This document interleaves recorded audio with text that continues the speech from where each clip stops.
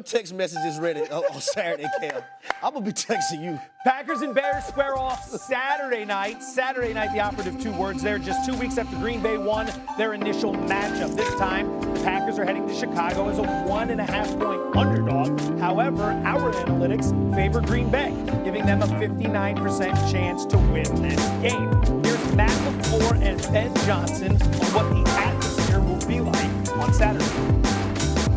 I think it's going to be electric. I'm sure they're going to have the big baritone national anthem guy out there piping it away. I think it's going to be an unbelievable atmosphere. I think it's playoff football atmosphere, so it'll be fun. I think when you look at our roster, we have a number of really talented players that have not been part of this.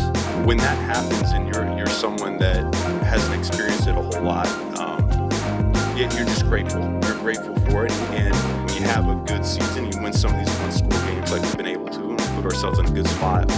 We want to make sure we capitalize on it as a team. Cam Newton, put on your ChatGPT bookmaker hat and tell me which of these two teams should be favored in this game. It should be the home team. It should be the Chicago Bears. And I have a specific message for Caleb Williams.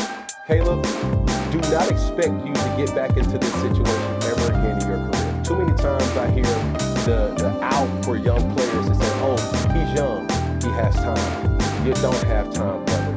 And the fact that you're an underdog at home says everything you need to wear as chips on your shoulder, bolsters on your shoulder, or a reason to go out and prove to the world, especially with a team that does not have their most dominant player. So, do I think Ben Johnson is going to come into this game with a lot to prove? Yes. But all that also is to prove. I'm familiar with Roman Duzay being out. I'm familiar with Burton being out. And all those things. All those are reasons for people not to believe. I'm expecting Caleb Williams and Ben Johnson to tighten their bootstraps up and say, hey, we got to go grind this one out because it has major implications of where the seeding is standing, and then we will have home field advantage. Moving on. Point spread open, Green Bay -3, got down to 1.5, then it swung to the Bears as a small favorite, which is where we land right now at -1.5. You agree Chicago should be favored?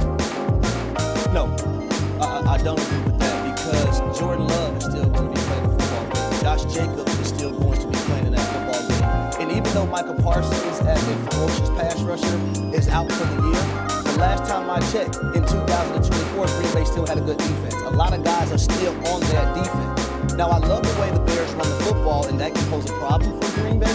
But at the same time, they still have dynamic players on both sides of the football. And for a guy like Jordan Love, I think this is an opportunity for him to remain aggressive. This is Matt LaFleur as a play caller, an opportunity to remain aggressive because you don't have that closer, that guy that can send the opposing team home at the end. So I believe Green Bay should be favored in this match. Man, if you're the Bears, you should want to be the underdog. Ain't that who you've been the whole season? Yeah, you. Right, the entire season, everyone has doubted you. We've all waited for the next shoe to drop. And even when you come on the show and you say, I believe in the Bears, I believe in Ben Johnson, I believe in Caleb Williams, I believe in the defense that shows each and every week, even if they give up yardage, they can create turnovers. You're not supposed to be favored over the Green Bay Packers right now, but go win it. Right? Go find a way to seal the deal. If Caleb Williams gets that opportunity on the boot late in the game again, make the throw early. Don't throw the interception to Keyshawn Nixon. An offensive game that was predicated on the run, that was stymied against the Green Bay Packers. Take advantage of Michael Parsons not be there. Ben Johnson, what can you dial up to attack where Michael Parsons might have been in pursuit, or Michael Parsons might have been in contain, or Michael Parsons might have flushed Caleb Williams out of the pocket? This is an opportunity for you to truly take hold of the NFC North at home. After going and blowing out the Cleveland Browns, after showing what it's like to make a rookie quarterback who's extremely talented in Shedeur Sanders look like a rookie. You know the Green Bay Packers have to win. You know the Green Bay Packers have to be aggressive. What team shows up of those young, talented players in Chicago that haven't been there? And I do believe that team will show up. All right, so it's funny. When you listen to Cam, you listen to RC, all three of us are former players. We want the Chicago Bears to live in the now. And I don't want fans to get complacent and say, hey, man, we're on the right trajectory. Next year we're going to be here. No, the Commanders thought that too last season. The Detroit Lions, after making the NFC Championship game, they thought that too. No one's going to give you anything. If you're the Chicago Bears, go take what you want. You want to win the NFC North, you still want an opportunity to be the #1 seed, go take what you want from a team that has had your number for a very, very long time. All right, we'll take your hats off. Let's go around the circle. Keep it tight. Can we start with you? Who wins on Saturday, Green Bay or Chicago? Chicago. The Bears. I think Chicago takes it well. I'm going Chicago. It's that run game. They're second in the NFL. I love Ben Johnson versus a very aggressive defense, how he can create angles for the offensive line to get to the second level. I'm going Chicago. And that's with them being down there 2 wide receivers, too. Green Bay is in an extremely difficult spot here, having played in Denver last week. You know a little something about this. I hated their Teams coming off the Denver game this season, 0-6 against the spread, losing by 11 points per game the next game. Just Well, Joe, the last time I came off the Denver game, I was dying. that's what I was going to say. So it's a little bit, gonna say, like, a little bit there could be problems there. I didn't mean it like a great to have you here, RC. Thank you very And much. I'm glad you asked someone who actually has been in Denver. Unlike yesterday on radio, when you were asking me the question that I've never played in Denver. His response was, of all the places, I've never been to Denver. Sometimes it happens. Okay, so I'm 0 for 2 asking people about the Denver situation.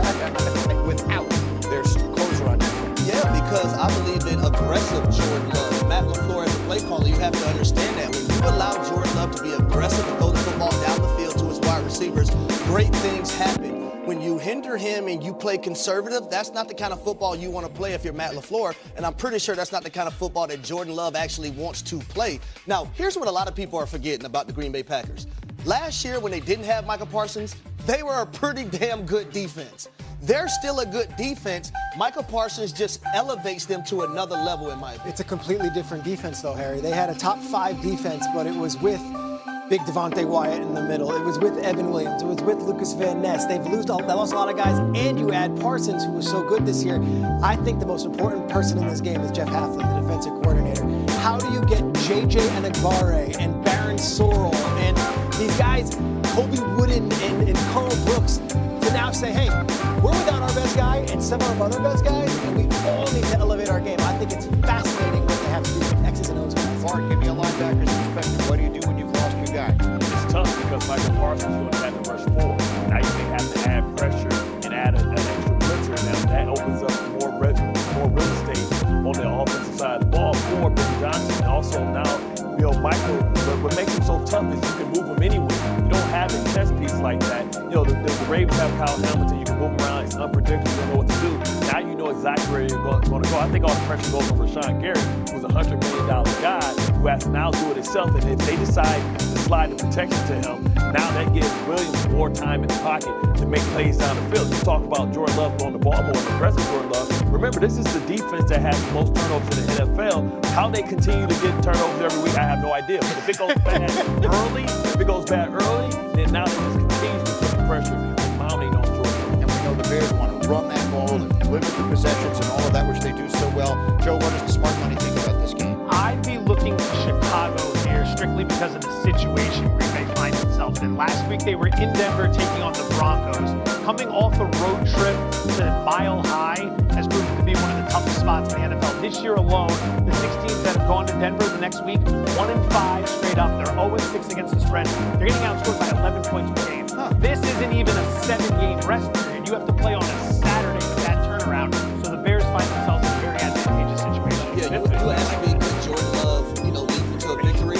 I'm not picking the Packers in this ballgame, though. I'm picking the Chicago Bears because of that run offense, but also how their head coach, Ben Johnson, as a play caller, how he schemes things up and gives eye candy versus a very aggressive defense. I think that run game is going to prevail. I look at it as like this is the moment. They haven't had a game like this since the playoff game against the Eagles, the double doink, like Soldier Field, lone